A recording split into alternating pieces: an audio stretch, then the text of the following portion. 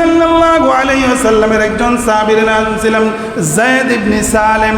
তিনি কেমনি ভাবে নবীকে ভালোবাসতেন। রবিউল আউয়াল মাসের 7 তারিখ থেকে 12 তারিখ পর্যন্ত অসুস্থ হয়েছিলেন আল্লাহর নবীর সাহাবী যায়েদ ইবনে সালেম রাদিয়াল্লাহু তাআলা আনহু নবীর ঘরের আশপাশে 5 দিন পর্যন্ত ঘোরাফেরা করে তার বাড়ি যায় না, কারণ নবীকে ভালোবাসে, নবীর মহব্বতে নবী সাল্লাল্লাহু আলাইহি ওয়াসাল্লাম অসুস্থ হয়ে ঘরের মধ্যে পড়ে আছেন, অথচ নবী তার সাহাবী যায়েদ বিন সালেম রাদিয়াল্লাহু তাআলা আনহু বাড়ি যায় না। কেমনে যাবে?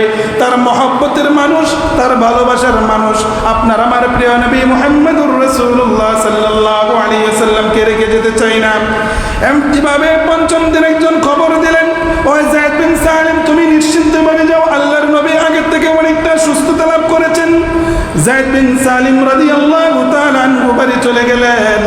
বাড়ি যাওয়ার পর সকালবেলা তিনি খেজুর গাছ থেকে খেজুর পাড়তেছিলেন।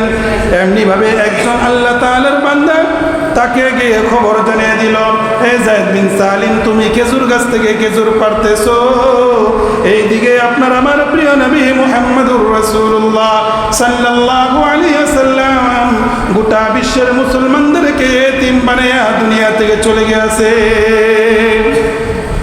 যায়েদ বিন সালেম রাদিয়াল্লাহু তাআলা আনহু খেজুর গাছের উপরে ছিলেন, সেখান থেকে ধীরে ধীরে নিচের দিকে নামবেন এতটুকু ধৈর্য তার ভিতরে নাই, কারণ তার মধ্যে একটা খবর পৌঁছে গেছে, যাকে জীবন থেকে ভালোবাসি, যার জন্য আমার জীবন উৎসর্গ করে দিতে পারি, তা সে যদি দুনিয়াতে না থাকে আমার জীবন রেখে আল্লাহ কি হবে।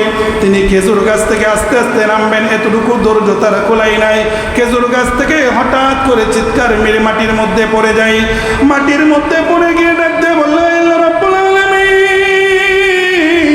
যেই চক্ষুর মাধ্যমে আমি আমার নবীকে দেখতে পারবো না, যেই চক্ষের মাধ্যমে আমার প্রিয় নবী মুহাম্মদুর রাসূলুল্লাহ সাল্লাল্লাহু আলাইহি ওয়াসাল্লামের কাছে গিয়ে বসতে পারবো না, তার কথা শুনতে পারবো না, তার নসিহত শুনতে পারবো না, আল্লাহ রাব্বুল আলামিন এমন চক্ষু আমার দুনিয়াতে আর কোনো দরকার নাই।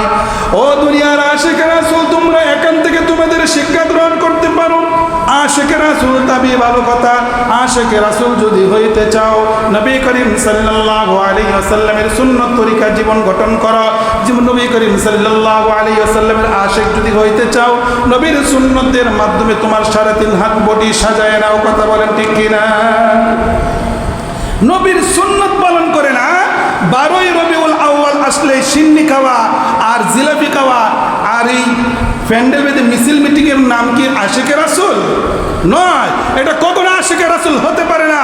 আশিকে রাসূল যদি তুমি হতে চাও, নবী করিম সাল্লাল্লাহু আলাইহি ওয়াসাল্লাম প্রত্যেকটি সুন্নাত পালন করে তুমি জানান দিতে চাও আমি একজন আশিকে রাসূল। কথা বলেন ঠিক কিনা?